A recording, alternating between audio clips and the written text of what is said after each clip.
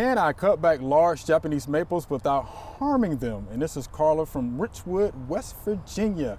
So Dale. Yeah, I don't know that I would rejuvenation prune. I would probably take it down over time. Okay. And I would take it down, you know, maybe getting a third of where you want it, and then the next year take more out and kind of work it down slowly. I wouldn't do it all at once. And you certainly don't want to cut anything, even if it's sprouting at the bottom, you know, that's below the graft, because most Japanese maples are grafted. But yeah, I wouldn't, you know, you're not going to have the growth that follows on a Japanese maple, unless it's grown on its own roots. And there are some, like Glowing Embers and a few others, that grow on their own roots, and those you can be a little bit more vigilant about cutting back. But I would caution you not to get too crazy with that in one setting. Okay. And do it over time. Yeah, and she did mention that you know, she wanted to reduce the size, and she lives at an elevation of 2,300 feet. So does that differ, you know, anyway from what you were saying?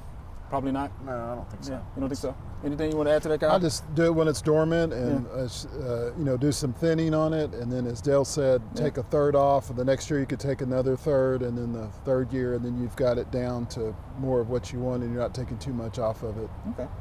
But because maples have opposite leaves, so that they sort of fork on you, and so they show you where to cut them. Really, it kind of it's easy to follow where to cut them.